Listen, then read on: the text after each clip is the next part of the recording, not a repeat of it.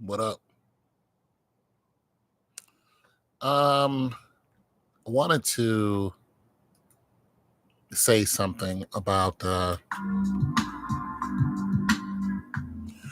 wanted to say something about my DIY fix that I did on the Whirlpool refrigerator. For one, let me be, clear here. I did not go to school for fixing refrigerators. So I get comments from professional guys, and some of them are, good comments. And then other ones are like, it's like you do understand that YouTube is full of DIYers. I mean, it's a way of life now. You know what I mean? It's not even casual anymore. It's supposed to be, but it's not. People are serious DIYers. Why? Because they make money doing it. If they and they're listen, we're we're novice. We're not, you know, walking around like, yeah, I can do all of this and that. I'm better than a professional. We're not. We are at home showing people at home what they can do to save themselves some money. In that particular Whirlpool fridge, I bought that thing for 50 bucks. I had no idea what was wrong with it. It sat in my storage unit for like 3 months. And then when I finally had time to mess with it, I bring it home, plugged it in, and did my assessments, and then of course went online, looked at other people who had the refrigerator like mine, and I just went from the bottom to the top of what I knew and then what I learned. And I started off with, okay, it's not getting cold, let me try to put it into the mode where it forces it to get cold. That didn't work, temperature didn't drop.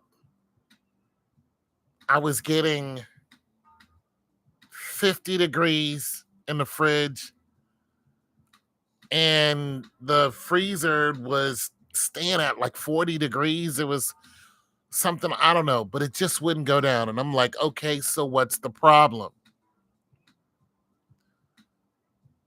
I tried all the, stuff that doesn't cost you money, just the manual stuff. It's like, okay, now how do I, get deeper into this?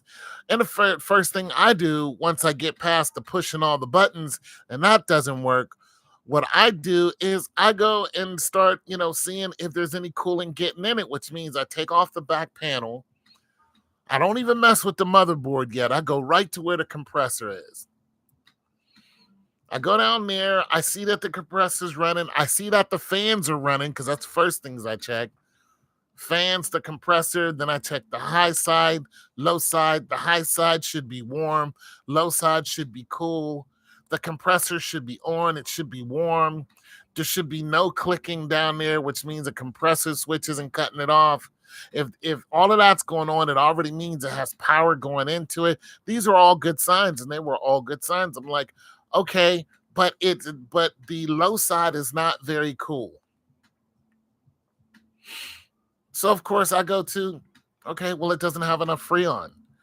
I hook on a bullet valve to it, and that starts the whole game right there. Once you hook a bullet valve onto it, go get some 134. You got to read the compressor and say to see what it takes. This one takes 134A, not the 600A, because I have another one that takes a 600. Boom, 134. Go get some 134, hook it up to it, put some Freon in it. Once you see how much goes in there, use your gauge, put some Freon in it. Boom, it starts getting cold. It's like, okay. But that doesn't last too long. It's like, all right, so something else is going on here. you might have a leak. So I went and bought a leak detector. Got it right off of Amazon. Most of the stuff I get off of Amazon. Got off of Amazon. Boom, start waving that thing around. Boom, found a leak. But I didn't know where it was at. And then I had to come right back on YouTube and figure out how to take this thing apart in order to get to the condensers in the back. And once I went through that whole fiasco, I found out in general where the leak was. It still took me a while to pinpoint it. And then it helped when I put Freon in it and then and then cut the refrigerator off. Once I cut the refrigerator off, it started leaking so bad I could hear it. So I started putting my finger, where I think it was. And once that happened, and I've gone through a bunch of other ordeals, I eventually start looking up how I can patch it. Is there some sealant tape that I can put over it? And like, what's going to hold, this kind of pressure? So there is a gas station nearby, and I was in there and I noticed that they had JB Weld. I've never used JB Weld before. I read the directions on it and what it was for. I've seen some other people online use something like that to fix pipes, water pipes. I said, I'm gonna give it a try. I tried it, but I still had too much Freon in it, so it was just blowing right through it because it was still wet. Eventually, I took the Freon out of it. Enough for the JB Weld to hold. Now, I went through a whole bunch of stuff in between that. I used that 3-in-1. Cost me like $26. Bought that off of Amazon for the 3-in-1. I had to hook up another bullet valve just to use that, put that in there. And once that dye started going through there, it didn't help me pinpoint where the leak was. What it did was it showed me, once I used my black light, that it was leaking in the refrigerator and it was like getting sprayed off to the side. So there was some kind of serious spray going off to the side. I'm like, why is it doing that? Long story short, I found the leak, found out where it was. I used some JB Weld, and once it got solid, it holds, it works great. I put Freon back into it, and then the temperature started dropping. I was like, okay, this is good, but it wasn't getting to where I wanted. And I said, you know what? I'm just going to relax and just let this refrigerator do its thing. And then it still wasn't dropping enough. It was getting like to maybe like 11 degrees. I was like, what seems to be the problem? I'm at 43 and 11.